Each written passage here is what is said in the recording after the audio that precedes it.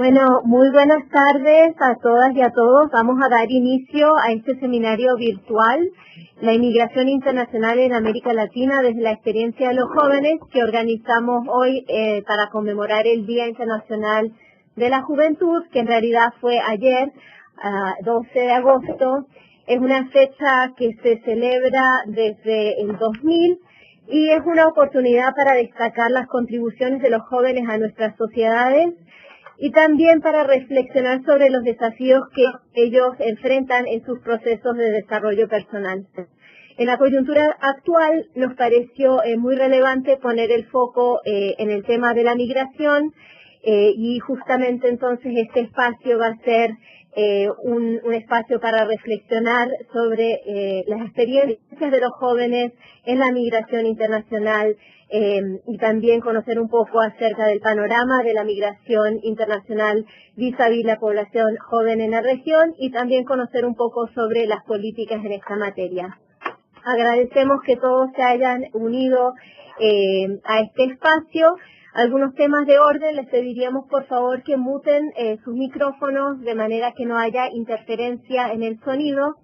Y otro tema es que verán que por el chat tienen la posibilidad de escribir preguntas, comentarios. Nos gustaría mucho si pueden esperar a hacer eso hasta el último bloque que tenemos en la agenda. La agenda de hoy creo que va a estar muy interesante. Nos acompaña Jorge Martínez de la CEPAL, que nos va a dar un panorama de la migración en América Latina. Luego seguido por las reflexiones de tres jóvenes que han tenido experiencias migratorias. Regine Samedi, que nos acompaña aquí en la CEPAL, Daniel Zúñiga, que nos acompaña virtualmente desde Honduras, y Jennifer Méndez, que nos acompaña virtualmente desde Guatemala. Finalmente, escucharemos una presentación de Ignacio Carrasco, otro colega de la CEPAL, que nos va a comentar acerca de las políticas de migración en la región. Y luego se abrirá este espacio de discusión y cierre. Sin más, por el momento, le paso la palabra entonces a Jorge Martínez del CELADE. Bueno, muy buenas tardes. Muy orgulloso de estar colaborando aquí con una presentación sobre temas migratorios y voy al grano porque tenemos poquito tiempo y yo creo que más importante también es escuchar los testimonios y un poco que sea un debate, ¿cierto? Quiero presentar algunos antecedentes sobre las tendencias y los patrones migratorios de la región. ¿Aló? ¿Qué fue? A ver.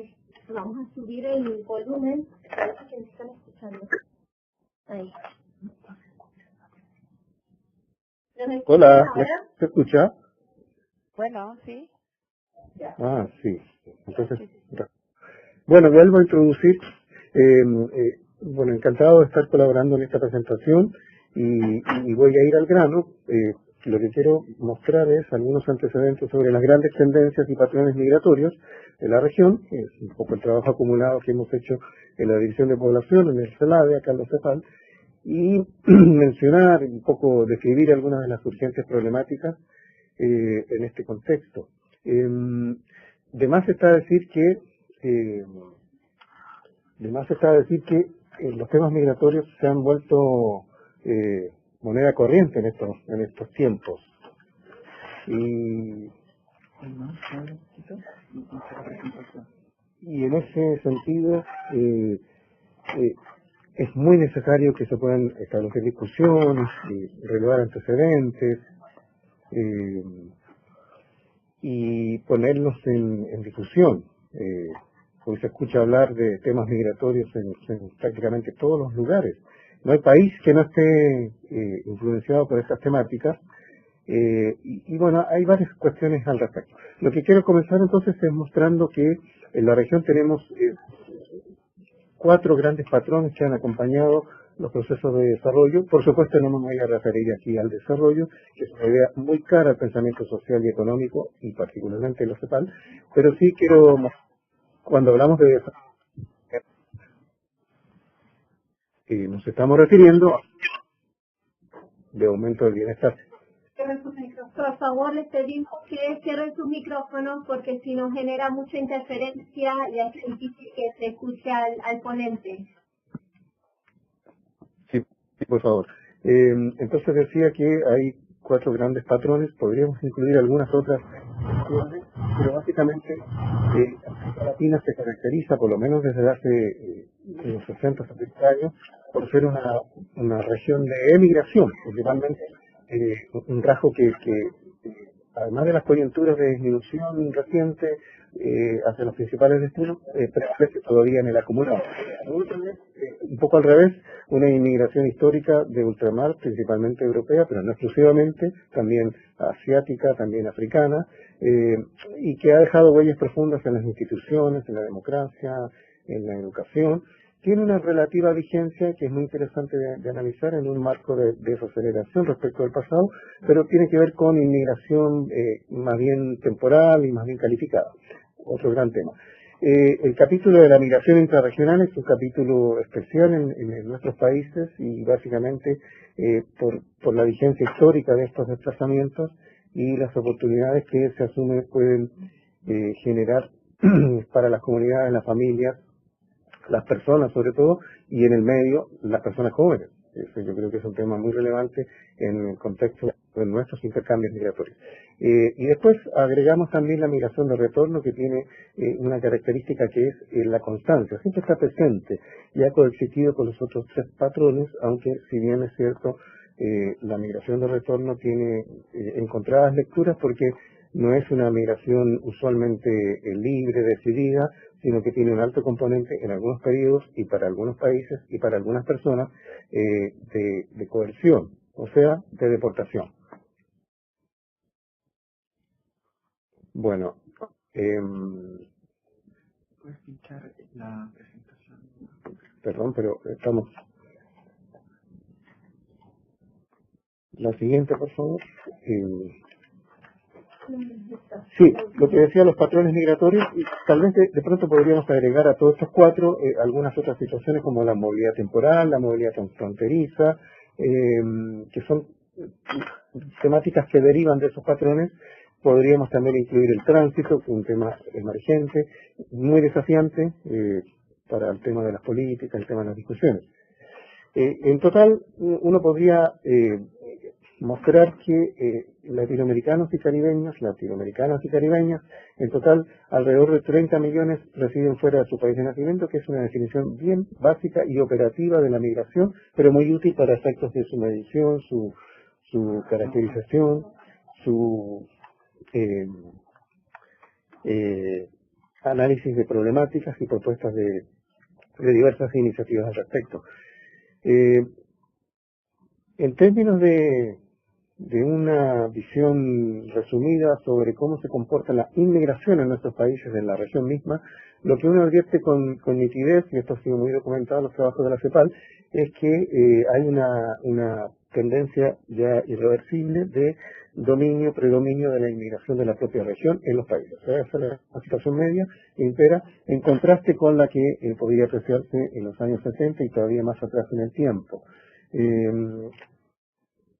Ese predominio intrarregional tiene otras lecturas cuando vemos, por ejemplo, qué peso relativo tiene la inmigración y la emigración en las subregiones de la América Latina y el Caribe y en la región en su conjunto.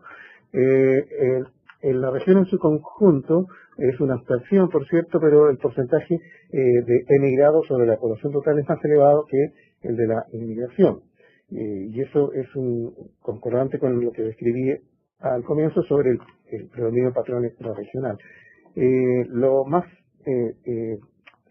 significativo es tal vez el peso de la emigración en el Caribe y en México y Centroamérica. En el caso de estas 2 subregiones es notable que la emigración alcanza porcentajes mucho más elevados que en el resto de la región. Con eso ya estamos en condiciones de ir describiendo algo de las tendencias sobre migración, ¿cierto? No es un tema menor el de que hemos tocado y que cuesta bastante por la disponibilidad de información, de cómo bajamos los conceptos, es un tema siempre relevante. Y si vamos bajando a nivel de países, por ejemplo, con la información censal, lo que vemos, espero que se vea, es que hay incidencias relativas variables según los países. Anterior, por favor. Y el caso, sí, ahí.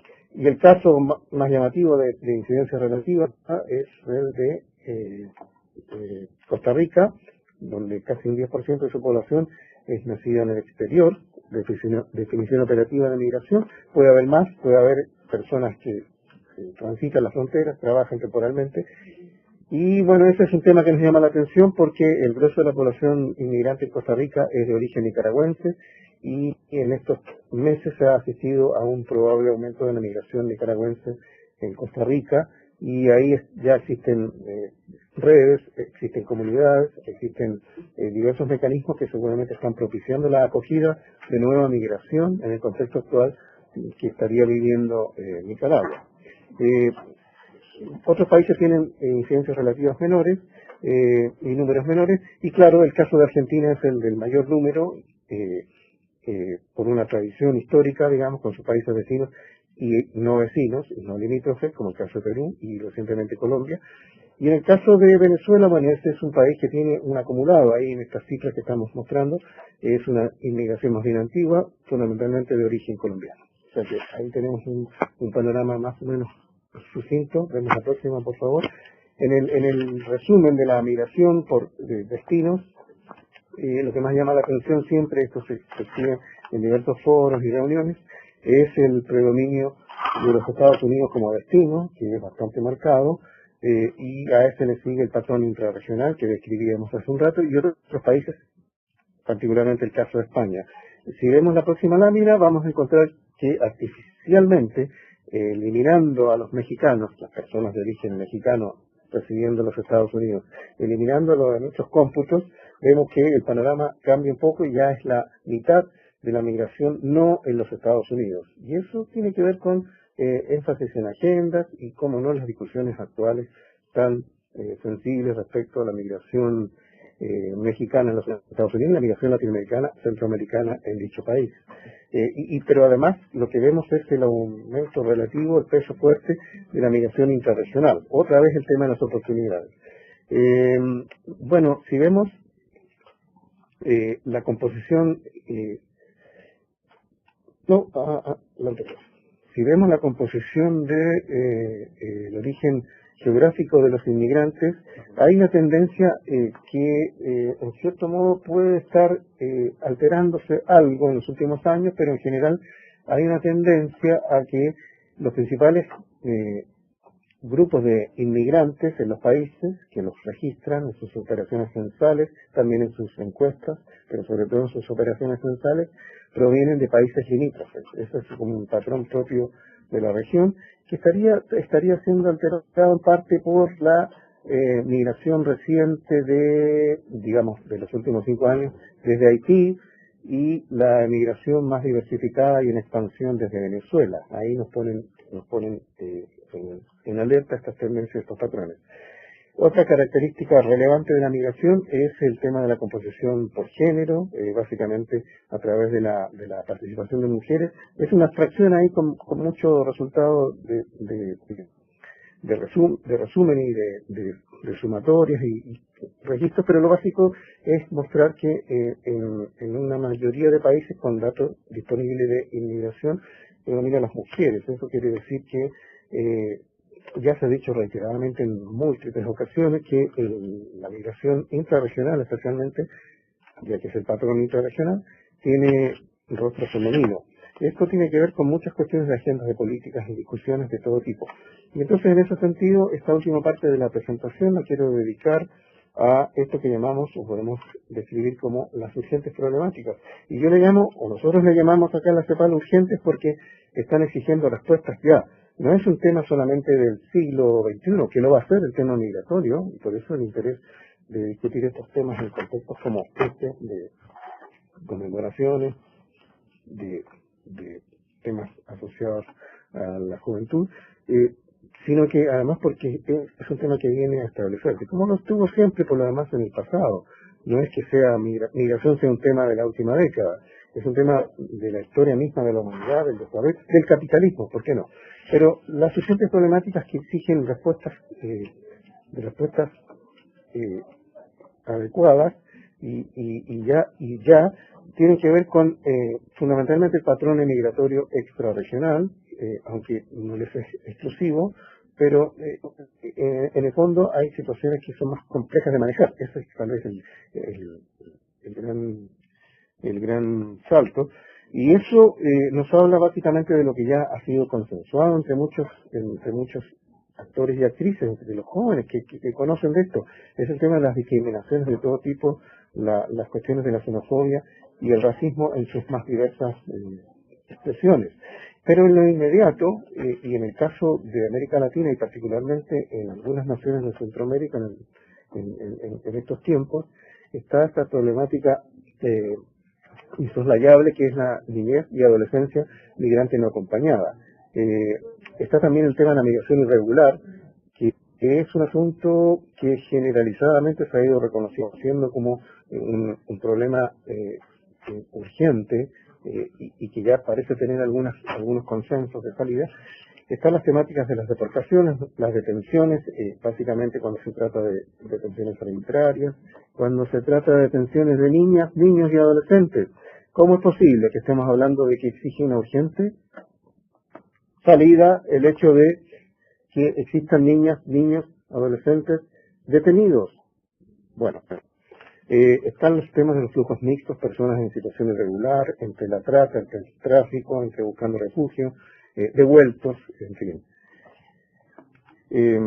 Y eso se entremezcla con la cuestión de la participación de las mujeres y participación que tiene como primera ocupación el tema de los servicios y el trabajo doméstico remunerado, que es una ocupación muy sensible y ya sabemos muy compleja. Y por eso estamos en presencia de una cuestión de encrucijada de los derechos humanos, y para eso hay muchas iniciativas. Sobre la evidencia, antes de las iniciativas, la evidencia, muy rápidamente, vemos la próxima. Sobre la evidencia se ha hablado mucho en el último tiempo que los países, los investigadores, los organismos regionales, en fin, la sociedad civil tiene que proponer con evidencias las dimensiones de los problemas que se están destacando. Y entonces ahí solamente mostrar en esta lámina la cuestión asociada a la irregularidad migratoria con personas en situación indocumentada, digamos, en el caso de los Estados Unidos. Y lo que estas figuras muestran es la tremenda vulnerabilidad de las personas en situación irregular, planteado el caso de los nacidos en México, las personas nacidas en el Triángulo Norte de Centroamérica y el resto de países, pero básicamente los dos primeros. Y lo que quiero destacar ahí muy rápidamente es cómo desde los años mediados de la década del 2000 hasta años recientes, el periodo actual, uno podría decir, prácticamente la población en situación indocumentada ha variado muy poco, prácticamente muy poco, lo que de alguna forma nos muestra que en toda población que está cambiando por ingresos y egresos, estos se han mantenido más bien constantes. O sea, uno podría decir, las deportaciones masivas en algunos periodos, especialmente de la administración anterior al actual presidente de los Estados Unidos, podrían decirse que no han logrado su propósito, que es la disminución radical de la población en esta situación, que tiene que ver también con ingresos, no solamente con overstays, como se ha documentado largamente. Todo esto tiene que ver con vulnerabilidades y por eso lo destaco esa evidencia también. En la próxima vamos a ver una mínima presentación sobre las posibilidades de encarar estos temas, y este es un tema de los próximos años, no es un tema del próximo año, del próximo quinquenio, es un tema de mediano y largo plazo. Y en este contexto hay nuevas posibilidades para abordar estas urgentes problemáticas. Hay que creer en las posibilidades, porque de otra manera no tendríamos casi sentido de estudiar y proponer salidas a estas situaciones. Y además para fortalecer lo que está claro que conlleva los movimientos migratorios, un conjunto de oportunidades, no solamente para el desarrollo, sino que también para las personas en sus proyectos de vida y en todo lo que implica desde el estudio hasta la movilidad por reunificación familiar, que está detrás. Entonces, lo que podemos ver es que tenemos la Agenda 2030, que es una agenda bastante integral y bueno, que está en el core del trabajo de organismos regionales como el CEPAL y varios países también, la mayoría de la región. Está la inminente suscripción de un pacto mundial para una migración que se ha llamado segura, ordenada y regular, y que hay que entender como una plataforma de largo plazo. En realidad ya fue ratificado, solamente en diciembre en Marruecos va a ser formalmente aprobado. Y por último está en la región un consenso sobre población y desarrollo de América Latina y el Caribe, que tiene uno de los capítulos en torno a la migración. En el caso de la Agenda 2030 hay varias metas específicas asociadas con los procesos migratorios, toda la temática de protección de los derechos laborales, la temática de la disminución de los costos de las remesas, y si ustedes se fijan, hay una segunda E, el segundo, el 4B, en el contexto de la reducción de las desigualdades y de todos los objetivos en general, los 17 objetivos de desarrollo sostenible, está este de aumentar el número de becas disponibles para estudiar en el extranjero. Yo invito a reflexionar sobre esto y la oportunidad que puede significar. Fíjense, eso es lo que se está planteando en la comunidad internacional. En ningún caso se está planteando restringir al máximo el movimiento de jóvenes para estudiar en el extranjero. Lo digo de una manera absurda, pero para mostrar hacia dónde se encaminan estas discusiones. Y la misma meta 10.7, que es la quizá más conocida y todavía en proceso de reflexión y elaboración en varios frentes, que es la de facilitar la migración, siguiendo esto que estamos hablando del Pacto Mundial. Pero sugiere la aplicación de políticas migratorias planificadas y bien gestionadas, lo cual abre una interrogante mayor sobre qué podemos entender por aquello. Nosotros en la CEPAL le planteamos a los países que la política bien gestionada y bien planificada es tal cuando se basa en el enfoque de derechos humanos. Así que ahí estamos planteados, los países lo están aceptando. Lo están aceptando en otro instrumento. Rápido. Bueno, y hay varias otras cuestiones vinculadas con los temas migratorios, pero yo quiero mencionar aquello que está en el centro de la Agenda de Desarrollo Sostenible. En el caso del Pacto Mundial para la Migración, que hemos llamado segura, ordenada y regular, tenemos estos 23 objetivos que se han discutido largamente en negociaciones durante todo este año 2018 y previos con consultas temáticas y regionales en el 2017. El Pacto Mundial se trata de una iniciativa intergubernamental dirigida por las Naciones Unidas destinada a mejorar la gobernanza en las migraciones. Esa es tal vez la idea más básica. Por supuesto, hay un montón de cosas que destacar. Hay que decir que inmediatamente se formula la idea de negociar este pacto en 2017. Estados Unidos se retiró inmediatamente. Hay otros países que estarían estudiando eso, pero al parecer ya la mayoría lo va a aprobar y lo va a ratificar pronto a fines de este año.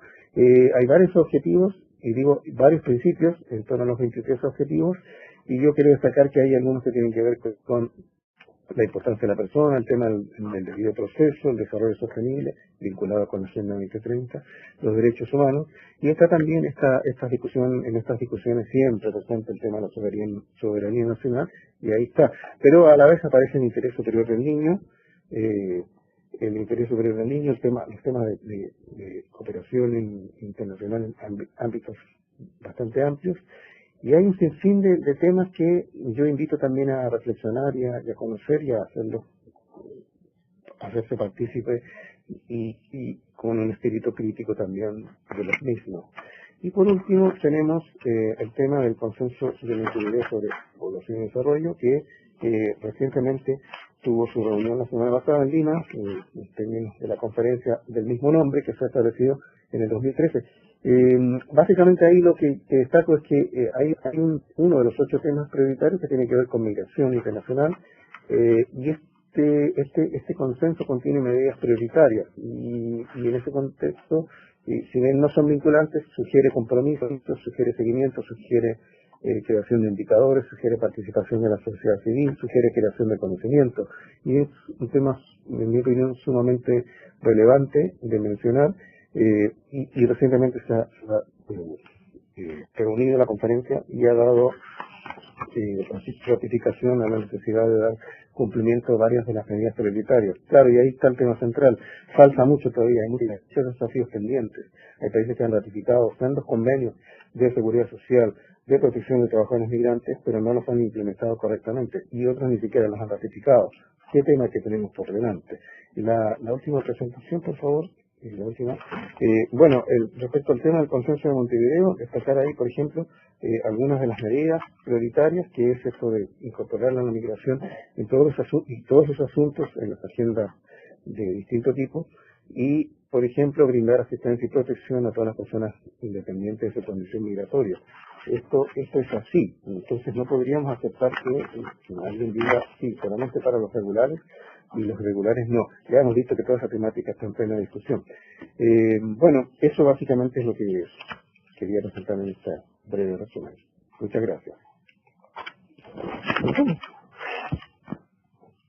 Muchas gracias a ti, Jorge, por esa interesante presentación que destacas, por ejemplo, el rol de la evidencia y la necesidad de tener datos acerca de la situación de los jóvenes que migran, y que esa sea la base de las políticas, que las políticas sean basadas en empiria y no basadas en xenofobia, en discriminación, en temores. Y también en el tema de evidencia, o sea, los números que presentas nos hacen pensar que detrás de esos números hay vidas, hay experiencias. Entonces, justamente para traer esa voz a la mesa, hemos invitado a 3 jóvenes que han sido migrantes para que compartieran sus perspectivas y sus experiencias. Y aquí, desde esta misma sala de la CEPAL, va a empezar Regine Samedi.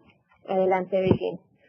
Hola, muy buenas tardes. Mi nombre es Regine Samedi. Estoy sumamente contenta de estar participando en este seminario que tiene como tetra, tiene como festejando lo que es el Día de la Juventud.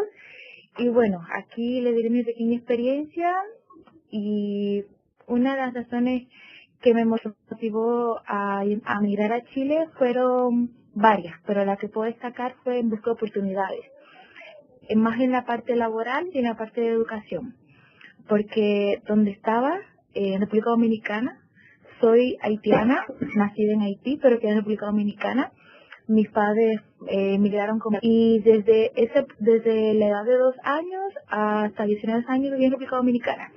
Y una de las razones que me motivó rápidamente empezar como objetivo migrar a Chile era en busca de oportunidades en la parte laboral, porque en República Dominicana la parte laboral no es muy buena, y las remuneraciones que uno recibe no eran como de mucho aporte.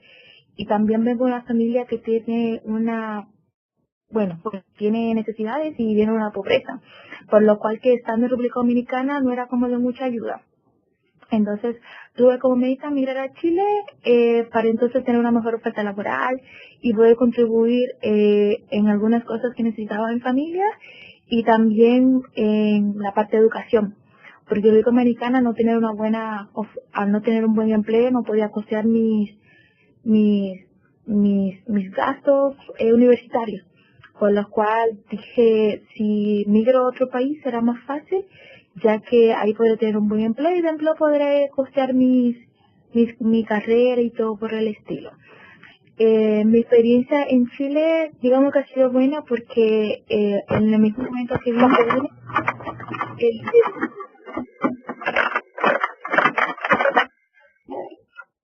Perdón, Regine, parece que hay un problema técnico, y vuelvo a, por favor, solicitar que los participantes pongan su micrófono en mute. Gracias. Bueno, mi experiencia en Chile ha sido buena. Vine a Chile el 6 de abril del 2017, y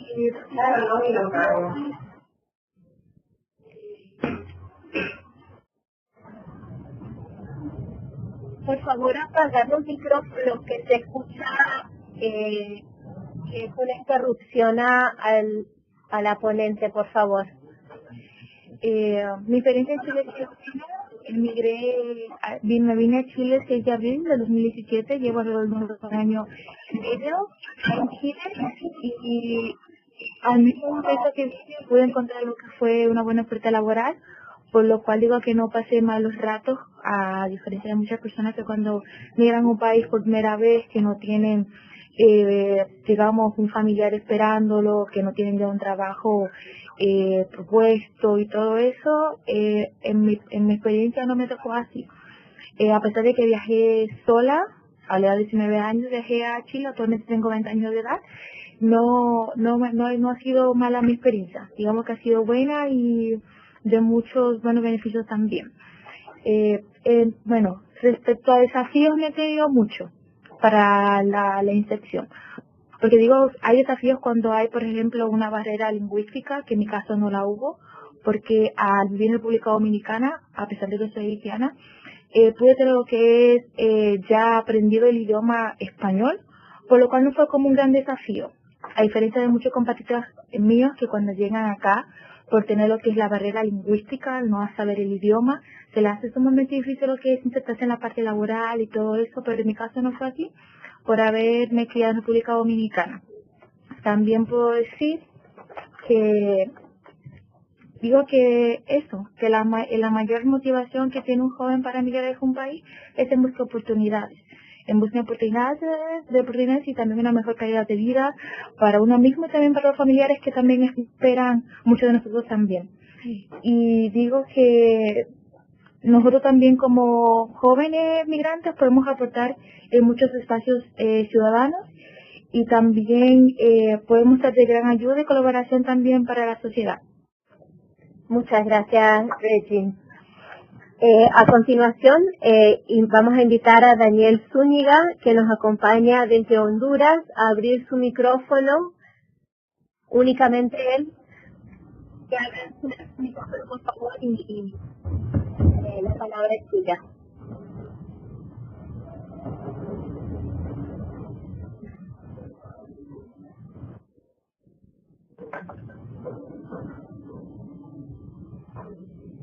Hola, buenas tardes. ¿Me pueden escuchar? Sí, adelante, Daniel, te escuchamos. Bueno, mi nombre es Daniel Zúñiga, tengo 21 años, trabajo en el Instituto Nacional de Migración. Aproximadamente hace 4 años tomé la decisión de emigrar hacia los Estados Unidos, cuando tenía entre 16 y 17 años, un poco pequeño. La decisión que me tomó para migrar fue porque en mi país hay bastante delincuencia y en este año que tenía 16 mataron a un hermano, mi hermano mayor. Entonces me sentía triste y desesperado de vivir esa situación, que personas honradas, trabajadoras, las asesinen y que no hay una solución a nuestro país. Entonces, eso fue la decisión que me hizo tomar ese país y migrar, ¿verdad? Y no lo hice una vez, lo hice 3 veces, intentando llegar a Estados Unidos. Aproximadamente en 2 años hice los 3 intentos. Estuve viviendo en México un cierto tiempo. Fue complicado, la verdad, no tenía personas conocidas en ese país. Cuando me tomó la decisión de regresar a mi país y buscar otro camino, ¿verdad? Gracias a Dios, yo he sido voluntario de una organización aproximadamente 7 años, una organización que se llama Convida, que trabaja con jóvenes, trabajamos temas educativos, temas sociales, trabajamos con jóvenes con problemas sociales. Entonces al llegar, ellos siempre me decían cuando yo estaba en México, cuando regresé a Honduras, esperamos con los brazos abiertos. Entonces, cuando llegué a la organización me dijeron que me tenían un empleo. Entonces, la inserción a mi país fue súper fácil, nuevamente, gracias a Dios, porque muchos hondureños cuando regresan de retorno a su país es complicado porque sienten que las puertas están cerradas para ellos. Pero gracias a Dios, cuando yo regresé a mi país, ya fue para mejores cosas y actualmente estoy trabajando en el Instituto Nacional de Migración, me va muy bien. ¿Algo más que quieran saber? Daniel, tal vez si nos puedas comentar acerca de algunos desafíos, de oportunidades referente a tu experiencia migratoria. Pues mi desafío fue cuando regresé a Honduras, ¿verdad? Saber la problemática que hay en nuestro país, tanta pobreza, saber tantos jóvenes que están migrando hacia otros países, poderlos aconsejar pues que la solución no está en nuestro país, sino en nuestra tierra, pues saber aprovechar las pocas oportunidades que hay y aprovecharlas al 100. Perfecto, muchas gracias. Y finalmente invitamos a Jennifer que por favor prenda su micrófono y el resto si nos puede apagar para que ella nos cuente acerca de su experiencia. Hola, buenas tardes. ¿Sí me escuchan? Y adelante Jennifer, te escuchamos.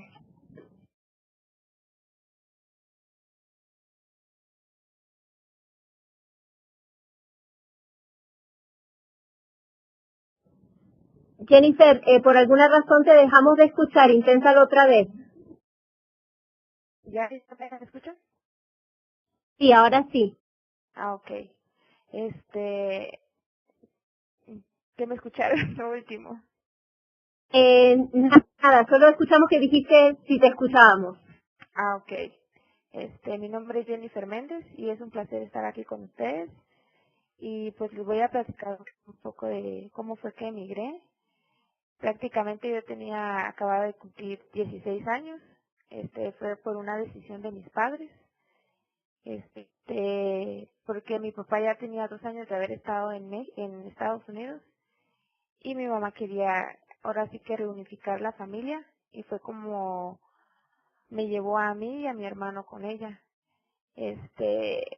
Prácticamente mi papá se fue por darnos una mejor calidad de vida, pero nada más viví 5 años allá. De ahí me puse a estudiar y ya luego después, cuando tenía la edad de 22 años, emigré a México, porque de allá era el papá de mi primera bebé. A él lo deportaron y yo emigré para México. Y no sé qué más quieres saber acerca de mi experiencia.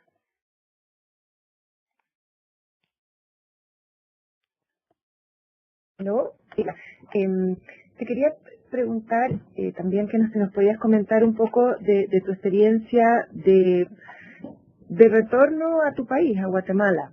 ¿Cuándo volviste? ¿Cómo ha sido tu reinserción? ¿Qué nos puedes compartir de eso?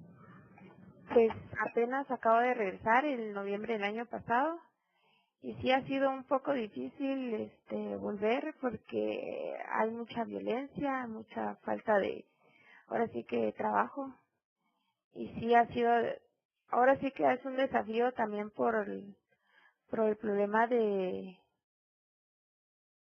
arreglar mis estudios porque ha sido muy difícil. Y sin mis estudios no legalizados acá, sí he tenido problema de buscar un trabajo. Y esa ha sido mi mayor dificultad ahorita de haber regresado acá.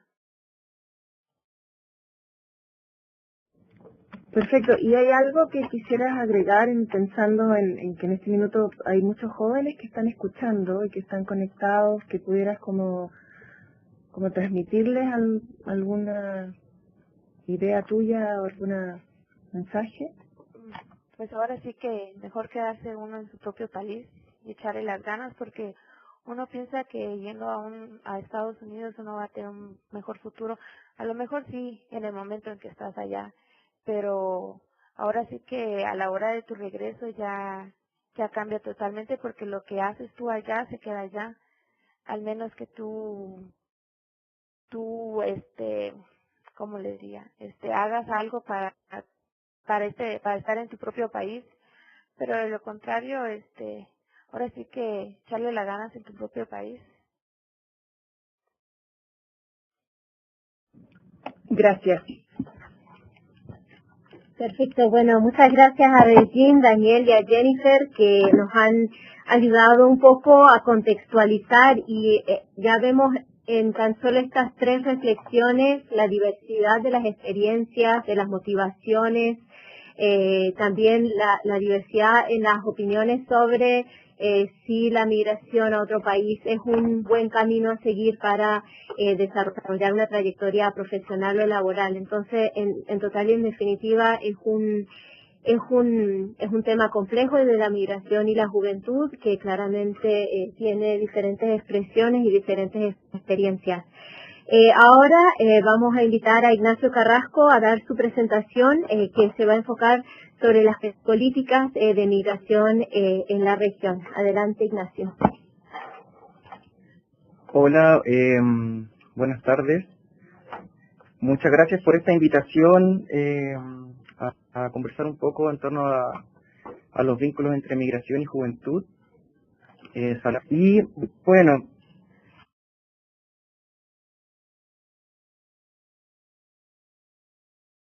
fui invitado a hablar sobre políticas migratorias y políticas de inclusión, y en esa lógica voy a presentar algunos resultados a partir de procesamientos propios que se han hecho acá en la división, así como en base a distintas bases de datos que se encuentran disponibles en la División de Población de Asuntos Económicos y Sociales de Naciones Unidas en Nueva York. Bueno, básicamente la reflexión que quiero plantearles surge a partir de pensar cuáles son las características propias y las características distintivas de migración y juventud, o sea, qué aspectos de las políticas de las políticas migratorias y qué aspectos de las políticas de juventud generan una intersección y desafíos para generar una mayor inclusión de los migrantes jóvenes en la región. Aquí quiero destacar un tema que, bueno, Jorge Martínez presentó todo un panorama a nivel regional, considerando todo el ciclo de la migración, o sea, presentó estadísticas de emigración, de inmigración. Yo aquí me voy a concentrar principalmente en destino, para que lo tengamos en cuenta. Bueno, pensar sobre migración y juventud en términos analíticos es bien interesante porque tiene un desempeño en términos de entender cuál es la complejidad de las políticas que se requieren, un desempeño importante en el sentido de que cuando analizamos la población de referencia en general, cuando estudiamos migración, se toma en cuenta a la población local. Aquí yo voy a tratar de tomar a la población de referencia como la población local, pero joven. Entonces también vamos a hablar de jóvenes migrantes versus jóvenes locales. Entonces, otra categoría o población de referencia que uno podría tener es jóvenes versus no jóvenes, o jóvenes versus adultos. También vamos a mencionar algunos de esas distinciones y vamos a ver cómo esa categoría de referencia también es importante para entender las políticas de inclusión de los jóvenes migrantes. Antes de pasar a la siguiente lámina, en este pequeño diagrama, lo que les quiero contar es, bueno, primero dar cuenta de que hay aspectos en común entre migración y juventud. En primer lugar, el factor temporal. En migración vemos cómo la migración va evolucionando dependiendo de si se trata de los primeros pasos del proceso migratorio en origen, o el tránsito, o el destino, o bien en el caso cuando ocurre el retorno, que vimos también algunos casos de jóvenes acá que habían retornado y, bueno, por ejemplo, vemos también el caso de Regine, que sería, por ejemplo, una migrante en destino, en este caso en Chile. Entonces, vemos que además del aspecto de la temporalidad que tienen en común migración y juventud, tienen un aspecto también común en el sentido de la transitoriedad. O sea, si bien los jóvenes dejan de ser jóvenes en cierta edad, los migrantes, después de un tiempo, no dejan de ser migrantes, pero por lo menos uno esperaría que tiendan a incluirse en la sociedad de destino si es que existen las políticas de integración adecuadas. Tanto migración como juventud se insertan dentro de una matriz de desigualdad social o una estructura social que está caracterizada básicamente, bueno, por los ejes que ya conocemos dentro de la matriz de la desigualdad, que son raza, o sea, condición étnico-racial, género, clase, ingresos y territorio. Migración viene a ser un eje o un aspecto que viene a interactuar, y juventud también viene a ser un eje importante en el sentido de cómo el ciclo de la vida interactúa con los diferentes ejes de la matriz de la desigualdad. Aquí, para entender las políticas de migración y juventud, puse ese doble hashtag, no es un Instagram para que no lo vean por favor, pero tiene que ver básicamente con la idea de la interacción. ¿Qué pasa cuando hacemos interactuar migración y juventud? ¿Cuáles son las problemáticas comunes de jóvenes migrantes con jóvenes locales y cuáles son los aspectos propios? Por ejemplo, algunos temas que serían comunes son el acceso a los programas de inclusión laboral, el acceso a protección social, y el tema del reconocimiento y la identidad, así como la gestión de la diversidad, lo clasifiqué dentro de problemáticas comunes, ya que aquí, más que casarse con un tipo de política migratoria en el sentido si las políticas van a tender, por ejemplo, a asimilar culturalmente a los migrantes, la idea sería tomar toda la diversidad que existe dentro de la juventud y dentro de la sociedad, no solo en términos del origen de los migrantes, sino que tener un paradigma en que se reconozca la importancia de las interacciones. Aquí estoy pensando más que nada en un paradigma de la interculturalidad de las políticas migratorias. En la siguiente lámina les presento muy brevemente esto, bueno, quizás está un poquito chico, pero es una... ¿Se ve bien? Bueno, gracias. Esto está basado en la base de datos que tiene Naciones Unidas en Nueva York. Es una base de datos de políticas migratorias actualizada al 2014. Bueno, se realizó en 2015, pero son políticas del 2014 y muestra cómo, bueno, se toman 3 políticas o programas de integración de migrantes en América Latina y el Caribe, y estos son lenguaje, o sea, qué programas hay de contribuir al aprendizaje del idioma en destino, con validación de títulos y protección contra la discriminación. Los países que tienen las barras más altas tienen 3 de estas políticas, o sea, al menos una de cada una. Los siguientes, por ejemplo, Chile, México, Panamá y Argentina tienen al menos 2. El resto de Antigua y Barbuda, Uruguay tienen al menos una de estas 3 y el resto de los países de la región no tendrían ninguna. Esta es una revisión al 2014, obviamente puede que de 2014 a la fecha hayan habido más políticas y tendríamos que esperar la nueva actualización de la base de datos. Pero acá es interesante mostrar que estas políticas deberían estar tomando en cuenta la complejidad que planteamos anteriormente en relación al vínculo entre migración y juventud. La siguiente, por favor. Aquí, bueno, también quizá para seguir el diálogo que planteó Jorge, más que nada quería dimensionar la importancia de la migración juvenil en la región. En primer lugar, el gráfico de la izquierda muestra cómo la población de inmigrantes, o sea, la inmigración en el mundo, ha aumentado desde 1900 al 2015 en casi 100 millones, desde 150 millones a 250 millones en 25 años. Luego, en el gráfico de la derecha, el énfasis está hecho en la población migrante joven, o sea, de 15 a 29 años. La línea azul se lee con el eje de la derecha y tiene que ver con los migrantes jóvenes a nivel mundial, y vemos que estos han aumentado desde 40 a 50 millones aproximadamente en este mismo periodo, mientras que en América Latina y el Caribe, que sería la línea roja, esta también ha aumentado, pero principalmente desde el año 2000. Entonces esto permite dimensionar en términos absolutos la migración juvenil en la región. La siguiente, por favor. Luego vemos la clásica pirámide poblacional, pero aquí, más que ponerse técnico, la idea es leer este encabezado que enfatiza la importancia de la juventud. O sea, la población de 15 a 29 años es muy importante dentro de la distribución de los migrantes en la región. O sea, del total de migrantes, alrededor de entre un 20 y un 30% corresponden a migrantes jóvenes. Aquí también es importante dar cuenta de la importancia de la población migrante menor a 14 años, que en los próximos años va a entrar dentro de la categoría o del ciclo de vida de la juventud. Entonces las políticas de migrantes y jóvenes deberían tener en cuenta este escenario futuro. La siguiente, por favor. Luego, esto para complementar el gráfico anterior, la pirámide, y por un lado la barra azul muestra la importancia relativa del grupo de jóvenes migrantes dentro del stock migrante total en cada país. Entonces, por ejemplo, vemos que en Nicaragua, que es el primer país, alrededor del 35% de los migrantes son jóvenes, mientras que en Cuba ese porcentaje disminuye al 10%.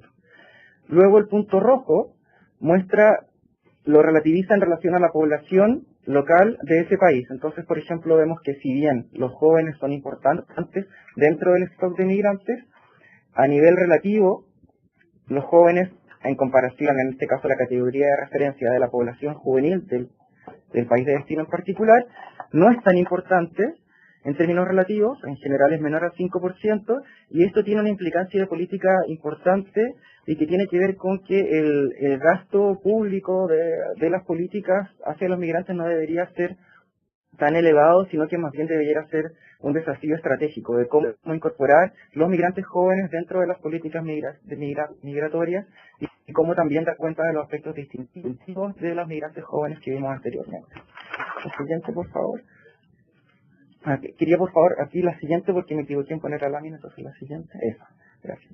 Esto es un panorama del nivel educativo de los migrantes jóvenes. O sea, aquí estamos filtrando por solamente migrantes de 15 a 29 años con respecto a población local de 15 a 29 años.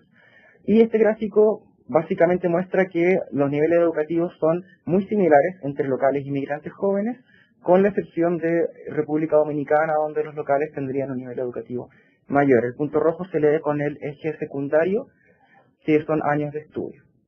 Esto después se puede enviar o se puede subir, por supuesto, a Juvelac. Y la anterior ahora, porque quedó cruzado. Eso, gracias. Este gráfico ya tiene que ver con las características de inserción laboral de los migrantes jóvenes en comparación a los locales jóvenes, según hombres y mujeres. Vemos que las barritas del lado izquierdo son hombres y las barritas del lado derecho son mujeres. Entonces, las barras azules corresponden al porcentaje de población económicamente activa y el punto rojo corresponde a la tasa de ocupación. En primer lugar, vemos que las tasas de actividad entre locales y migrantes, hay una brecha importante. O sea, los migrantes, tanto hombres como mujeres, están mayormente ocupados y están mayormente activos. Esto tiene que ver con el componente de la migración laboral, que se ha enfatizado en múltiples publicaciones y que aquí también se ha enfatizado cuando nos concentramos en la migración juvenil.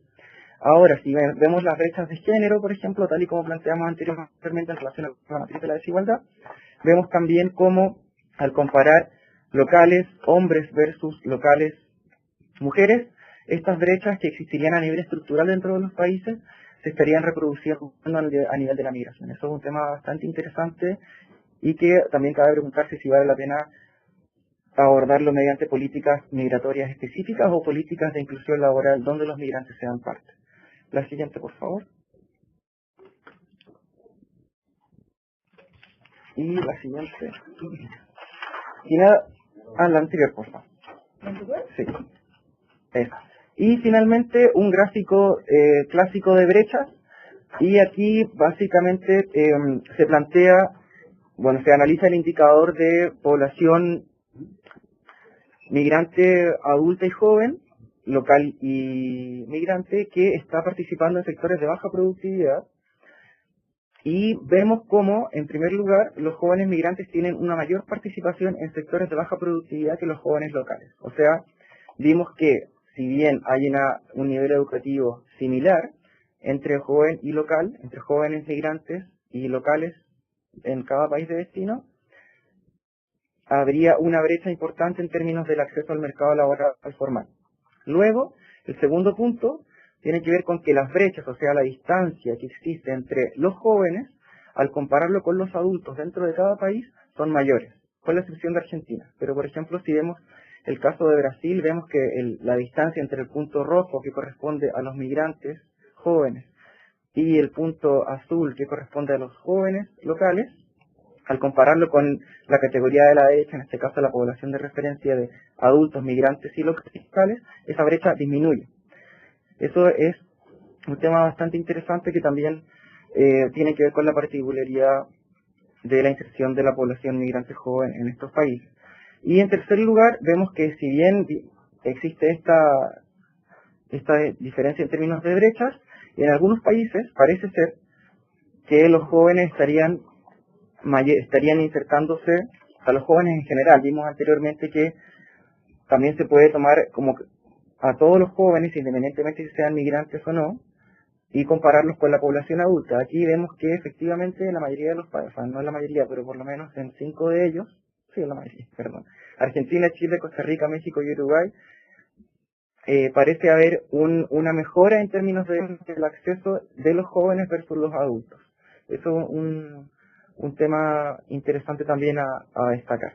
Y bueno, finalmente, algunas conclusiones o desafíos.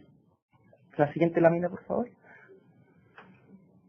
Para la reflexión, no olvidar el hashtag de cómo reflexionar en torno a las políticas de migración y juventud, cuáles son los aspectos propios, cuáles son los aspectos distintivos y en qué sentido tiene esto una complejidad que debe abordarse en esta particularidad, pero que al mismo tiempo también puede ahorrar y hacer que las políticas sean más estratégicas en el sentido de incluir a los migrantes dentro de las políticas de juventud, dándoles un acceso y una inclusión dentro de los sistemas de protección social. Finalmente, plantear el tema de la importancia de cada contexto nacional, en el sentido de que no hay una receta única para todos los países en términos de las políticas que deberían realizarse. Vimos que si bien hay tendencias irregularidades para a nivel regional, existen también particularidades para cada país. Y el aspecto estructural, donde vimos que hay aspectos que interactúan dentro de la matriz de la desigualdad social con estos dos aspectos o ejes que tienen que ver con la condición migratoria y el ciclo de vida. Y eso sería. Muchas gracias y esperamos que les haya interesado. Ya, muchas gracias, Ignacio, por tu presentación. Ahora vamos a tener un espacio de discusión, de reflexión. La idea sería que por favor envíen sus preguntas o sus comentarios a través del chat y ahí nosotros los vamos a ir leyendo. Entonces, vamos a abrir ahora el chat a ver si ya nos han llegado algunas preguntas. Bueno, motivarlos tal vez para que se animen a hacer preguntas, ya sea a los jóvenes que han expuesto sobre sus experiencias o a Jorge o a Ignacio sobre sus presentaciones respectivas. Y si no, vamos a, tal vez para nosotros motivar un poco la discusión, tenemos algunas preguntas aquí nosotros preparadas. Llega aquí ahora una pregunta. ¿Hay algún estudio que aborda el tema de inclusión laboral de jóvenes migrantes con enfoque de género? La pregunta tiene que ver con si existe, para que escuchen todos los que están participando, si existe algún estudio que ustedes conozcan que aborden la inclusión laboral de jóvenes migrantes con enfoque de género, teniendo en cuenta tal vez algunos de los desafíos en particular que pueden enfrentar las jóvenes migrantes.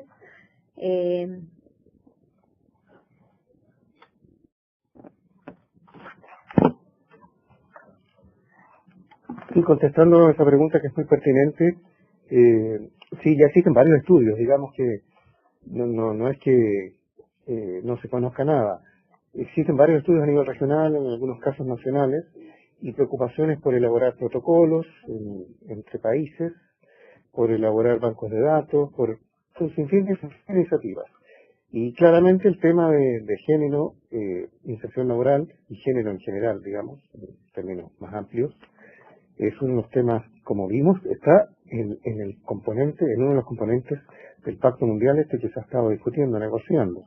Pero sí, hay muchos estudios y sobre todo lo que se destaca es este contrapunto para la gente más joven y sobre todo las mujeres, que es esto de las oportunidades versus las amenazas y los riesgos de distintas índoles.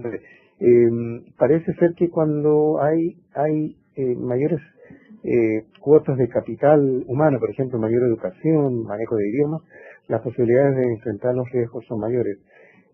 pero esa no parece ser la tónica central. Entonces lo que se destaca es eso de las vulnerabilidades y las prioridades que podrían significarle a las decisiones en acuerdos migratorios, de cooperación y elaboración de políticas, como un poco se mencionó acá, tendrían que tener este carácter de género.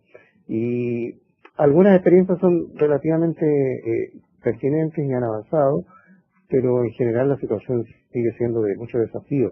Eso es lo que por lo menos se desprende recientemente de la Conferencia de Población y Desarrollo con los temas de migración, donde ya lo hemos dicho, destacan numerosas problemáticas que incluyen los temas laborales, pero incluyen también los temas de género y sobre todo la cuestión de la subordinación de muchas mujeres que no encuentran en la migración necesariamente una autonomía económica inmediata, digamos, les cuesta mucho. Y ahí yo creo que hay que promover un sinfín de iniciativas, reforzar las que han existido. Pero sí, contestando a la pregunta, hay varios estudios que muestran un poco estos resultados. Gracias, no sé, Ignacio, si tienes algo para añadir. Sí, complementando lo que planteaba Jorge, hay por ejemplo, un estudio bien interesante que se hizo hace algunos años sobre cadenas globales de cuidado, en que se analizó alguna de la emigración a España, por ejemplo, y entiendo que está publicado por CELADE, y ese se podría revisar, es bastante interesante y muestra la relación entre el cuidado y la emigración y los impactos que tiene en los hogares en América Latina. También la OCDE y la OIT tienen unas publicaciones recientes de entre el 2015 y el 2017 donde se enfatiza la importancia de tener un enfoque de género en los estudios migratorios, aunque sí se enfatiza también y se plantea la limitación que hay muchas veces en las fuentes de información para poder desagregar por las distintas categorías analíticas que uno le interesara. Entonces ahí hay que rescatar lo que se plantea o relevarlo en el sentido de que no siempre es posible desagregar, por ejemplo, según género y categoría ocupacional o la inserción laboral de las personas migrantes. Entonces ahí, cuando se haga los análisis, hay que tener cuidado con los genes muestrales. Ya, muchas gracias. El estudio que mencionaba Ignacio se llama Familias Divididas y Cadenas Globales de Cuidado, salió en 2010 y está disponible a través del repositorio digital de la CEPAL. Hay otra pregunta que dice, ¿cuál es el panorama para la cooperación migratoria en los países de América Latina y Centroamérica? Bueno, muy buena pregunta, porque efectivamente ahí se asunta la idea de, ojalá se avance, ¿cierto? Llevamos más de 3 décadas, yo diría, de acercamientos, de diálogos, de iniciativas. Hay grupos intergubernamentales, 2 en la región de América Latina y del Caribe, un tercero por agregarse del Caribe propiamente. Hay varios en otras partes del mundo también. Hay un sinfín de iniciativas en los acuerdos del Mercosur, de la Comunidad Andina, del Sistema de Integración en Centroamérica, en la CARICOM. Hay experiencias. Está la CELAC incluso con su preocupación por estos temas, la ley migrante. Entonces un poco la perspectiva es que de alguna forma se está empujando una sensibilización que se contraponga a las discriminaciones, a las vulnerabilidades, a la xenofobia y estos racismos que parecen crecer de pronto espontáneamente como lo que son, la mala hierba. Pero uno podría abrigar esperanzas. Estamos en un contexto histórico de una inflexión muy poderosa, que es este tema de la adopción de un pacto mundial, donde se van a establecer y aceptar varios principios. Los países desarrollados se encargaron rápidamente de decir que no son vinculantes, pero nosotros podemos decir, cada uno de los que está escuchando, cada una de las que está atentamente escuchando, y todos nosotros, y debemos resaltarlo, ¿cómo no va a ser vinculante y obligatorio salvar vidas? Ese es uno de los objetivos que está entre los 23 objetivos del Pacto Mundial. No tenemos ni que discutir ese asunto. El tema es cómo hacerlo y en qué plazo inmediato. Entonces, por ejemplo, ese tipo de temas que se sensibilizan en la comunidad internacional llegan finalmente a las comunidades, a los gobiernos locales, y nos hacen pensar que hay un sinfín de opciones, algunas obligaciones, algunas éticamente imperativos éticos. Entonces hay que mirar con detención aquello. Desde luego, un enfoque pesimista podría decir no hemos avanzado mucho, mire la situación como está. Es cierto, también cabe, eso es parte de todos los procesos históricos, las marchas y contramarchas. Pero yo creo que hay que mirar con detención lo que está ocurriendo, y si lo llevamos a nuestro panorama interregional, es posible pensar en acciones más concretas, en acuerdos más directos entre los países, por ejemplo, para dimensionar los temas de la subordinación de las mujeres migrantes, por ejemplo, y fortalecer sus oportunidades, conociendo las experiencias exitosas. Hay algo que hacer. Estamos en presencia de muchas coyunturas, hay que decirlo, coyunturas de todo tipo en la región, frente a Estados Unidos, en el contexto de algunos países que estarían diversificando y expandiendo su emigración. Pero precisamente para eso están estas respuestas de cooperación.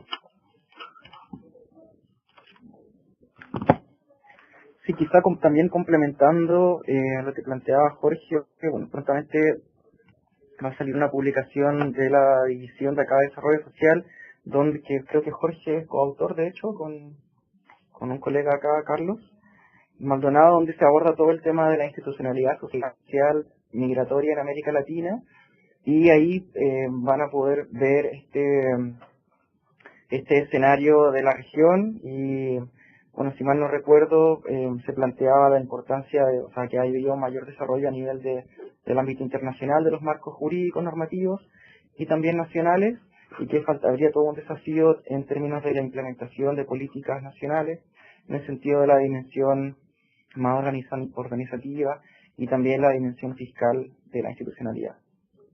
Perfecto, muchas gracias. Llegaron una serie de preguntas que están relacionadas, así que las voy a leer todas a la vez. Dice, ¿existe la práctica de armonizar las políticas entre distintos países? Está también un poco relacionado con lo anterior. ¿Hay retroalimentación entre ellos para tener conciencia de los impactos en el extranjero? Y luego, si hay programas de cooperación sur-sur técnica en las políticas migratorias en la región.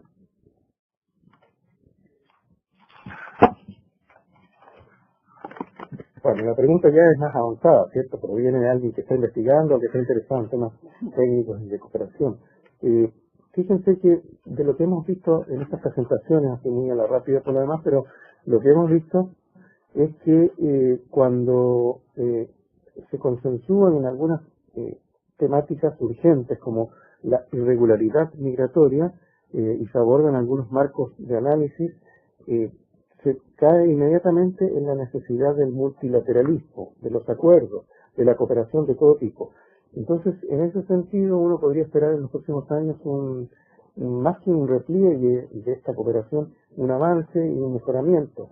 Y eso implica evaluar las buenas acciones. Por ejemplo, en la región en general se reconoce en el Mercosur el acuerdo de residencia para los miembros nacionales del acuerdo. Esta iniciativa debe facilitar la migración, la inserción laboral,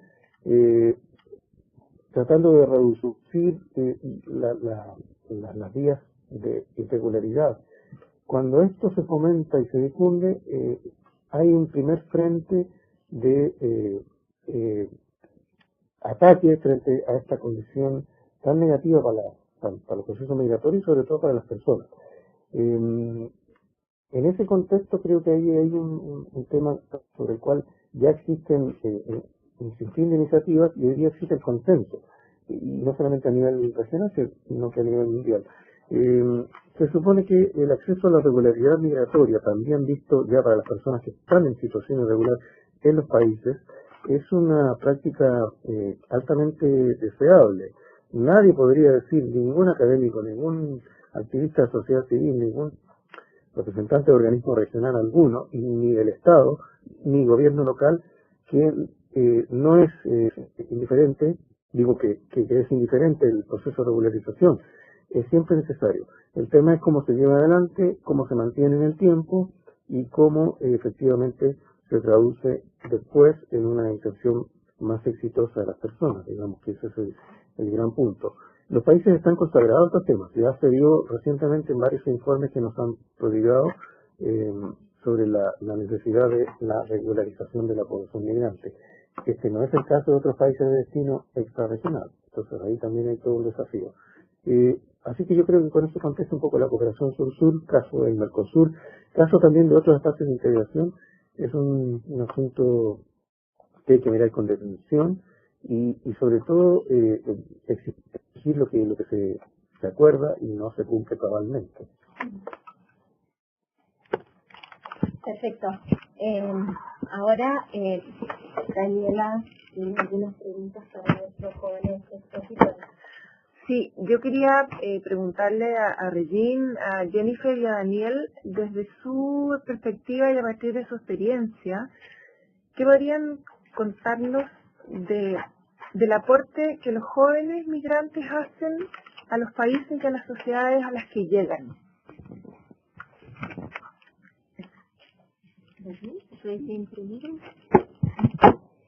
Hola, buenas tardes.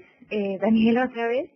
Bueno, yo digo que nosotros como aporte a la sociedad aportamos a muchas cosas.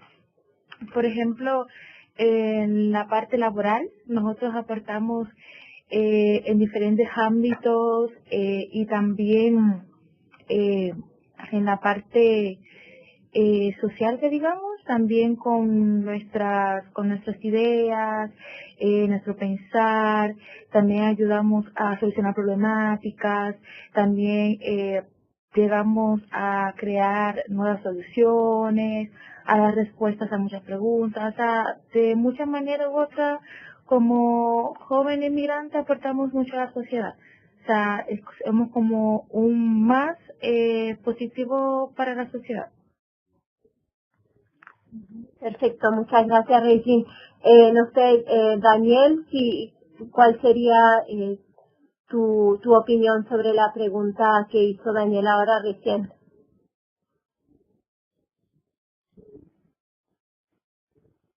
Daniel, ¿sigues ahí? O tal vez Jennifer entonces. Bueno, sí, yo diría que sería, como dijo la muchacha anterior, aportamos la experiencia que tenemos y ahora sí que nuevas ideas frescas, desde para un ámbito laboral mejor. No sé qué más podría agregar. Perfecto, gracias.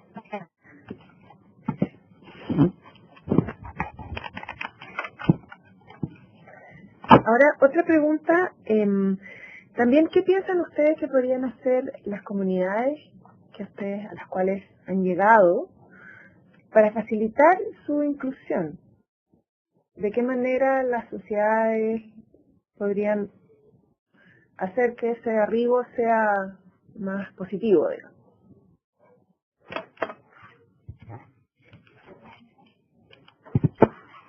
Yo digo que para eso, para que haya como una inclusión como en la parte de las comunidades y eso, primero conocernos, saber de nosotros, tener un conocimiento de qué es quiénes somos, por ejemplo, qué es nuestra cultura, y entonces desde ese punto ahí se podría como incluirnos y también tener una aceptación, una empatía también por nosotros, ya que si no se siente una empatía ni si hay hay un conocimiento de la persona, entonces es sumamente difícil incluirla.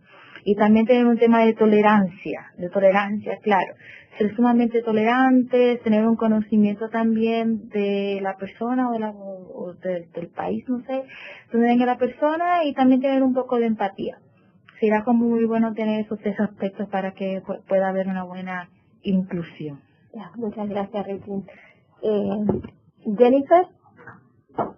Bueno, sí, yo pondría el apoyo del gobierno principalmente, porque a veces uno llega, por ejemplo, yo me fui joven y a la hora de regresar tuve muchos problemas con el problema de legalizar mis estudios, y también ya vienes tú con otra mentalidad de allá, y acá como que todavía está la gente muy cerrada a cuestión de, por ejemplo, acá es mucha delincuencia.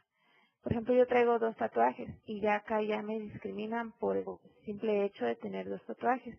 Yo creo que primero necesitan conocerme para realmente quién soy yo y tienen que ver qué tipo de tatuajes y yo creo que eso sería lo más importante.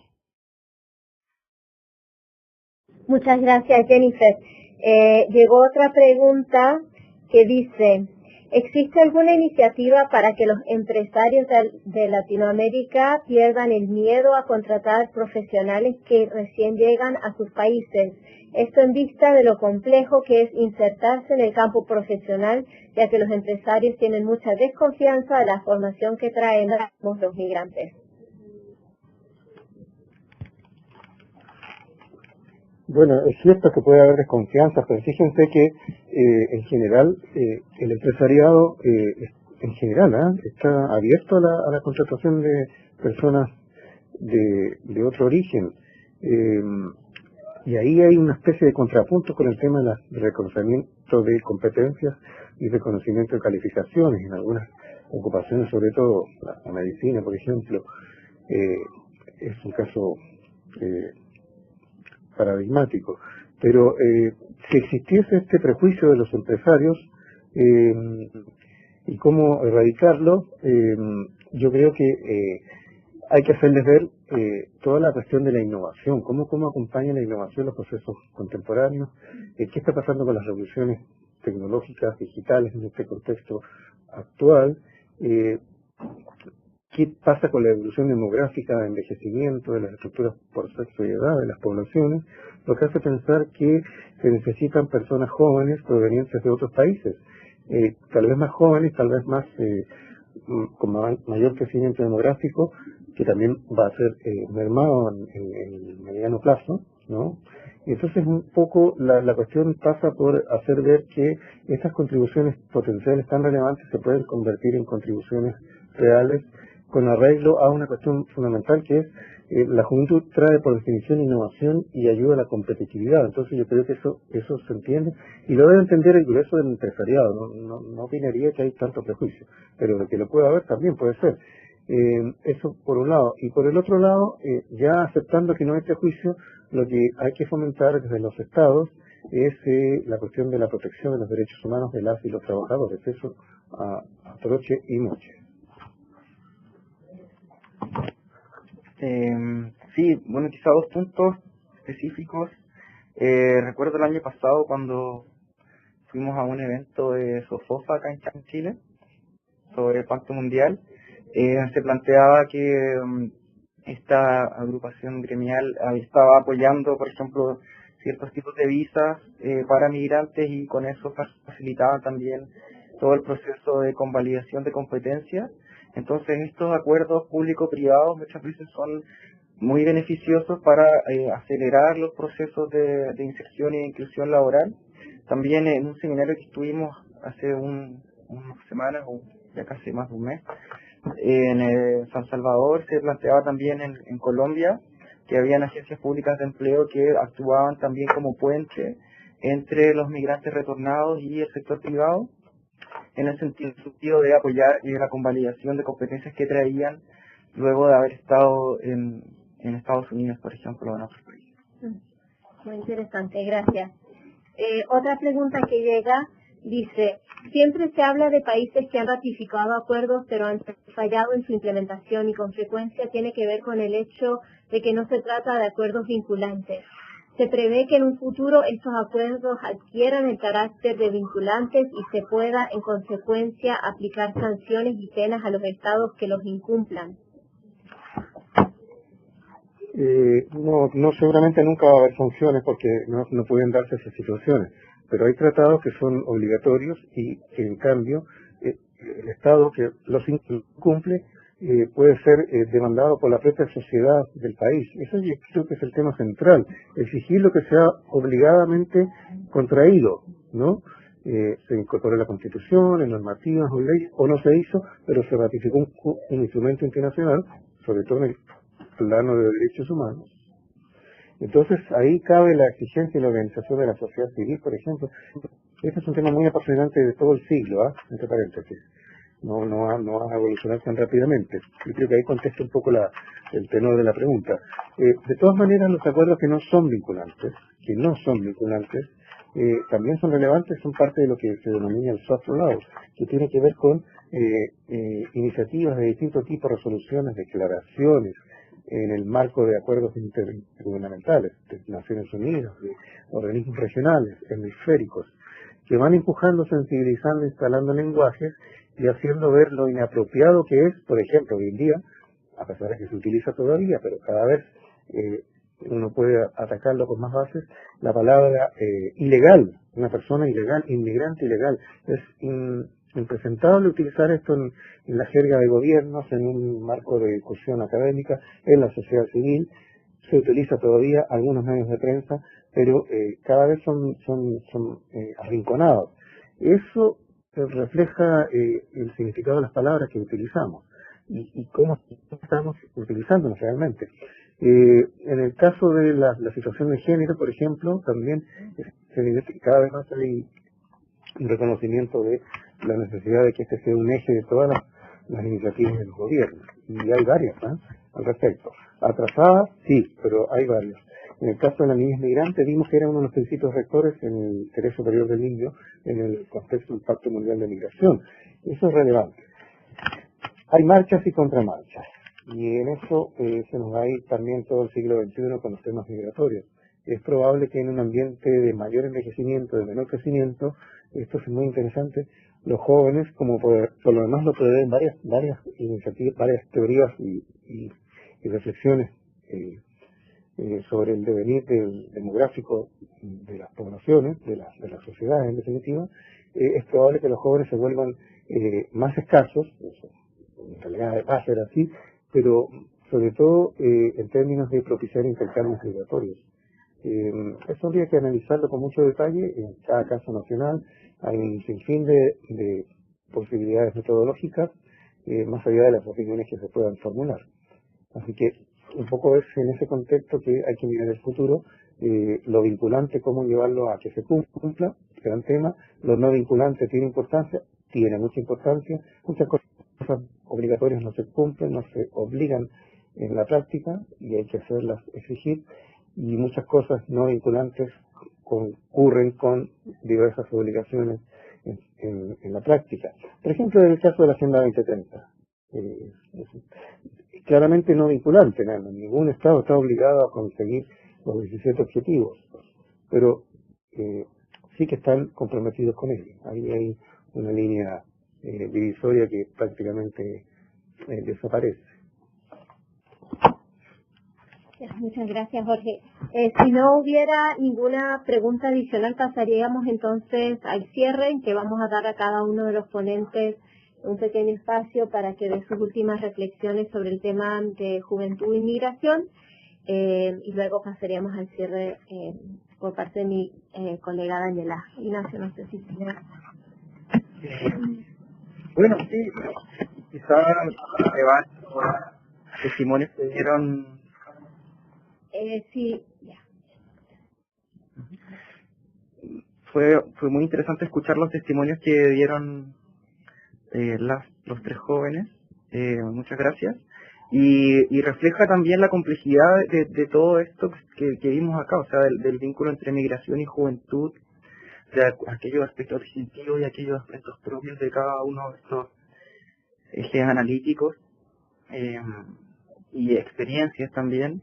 Entonces, por ejemplo, vimos el caso de Regín, que por un lado fuiste migrante en destino en República Dominicana y ahora acá, entonces muestra toda la complejidad también de la importancia de la tolerancia aquí en Chile, la importancia de que se generen políticas que sean respetuosas. Fue muy interesante escuchar estas tres palabras que dijiste, que eran, acá las anoté: conocimiento, empatía y tolerancia. Me quedaron grabadas, así que bien interesante. Gracias. También los otros dos casos de Daniel y Jennifer, bien interesantes también en el sentido de la complejidad de la migración, del ciclo migratorio, en el sentido de que no se termina con la migración en destino, muchas veces son en más de una migración. En el caso de Daniel fueron 3 y finalmente, no sabemos si es, pero ahora está en 11. Y vemos la importancia también de generar políticas de inclusión en retorno también para estos 2 casos que representan y reflejan esa complejidad. Así que muchas gracias. Gracias, Ignacio. Jorge, no sé si tienes algún... No, yo creo que ya contesté varias de las inquietudes, solamente felicitar a quienes están en esta conferencia, que están interesados y que, bueno, quedamos siempre a su disposición por cualquier interés que tengan. Eso yo creo que es relevante, ese es el sentido de nuestro trabajo después de todo. Alguien preguntó cuál era el nombre del documento. Yo lo escribí. Regine, que quisieras decir algo adicional.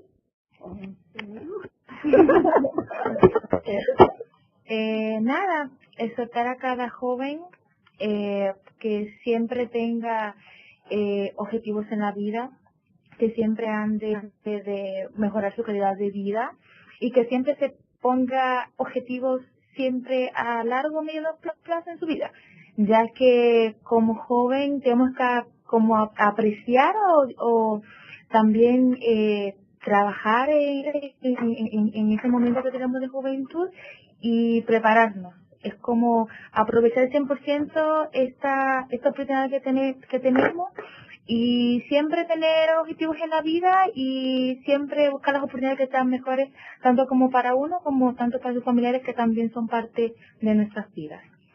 Y nada, les invito a los jóvenes que sí salgan a buscar oportunidades, a pesar de que sí hay desafíos, que pasan malos momentos, pero en la vida aparece todo eso y ahí vamos a demostrar si tenemos como la cara suficiente para sobrepasarlas y salir adelante. Muchas gracias, Regine. Y Jennifer, no sé si tú quisieras agregar algo adicional. No, que simplemente gracias por invitarme y que ahora sí que le digo a los jóvenes que aprovechen sus estudios pero en su propio país o al menos que sea en otro país pero legalmente, porque si uno va a emigrar ilegalmente a otro país, la verdad no es tan buena opción. Y nada, solo eso. Ya, muchas gracias, Jennifer.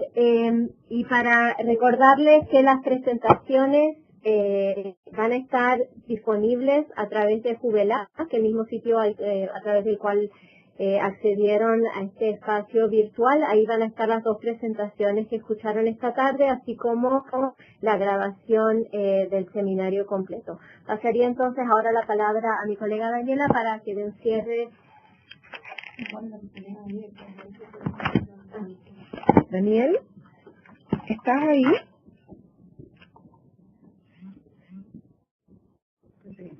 No. Me dice Daniel, estoy recibiendo por el WhatsApp, que me dice que tuvo que volver a trabajar, entonces se tuvo que desconectar.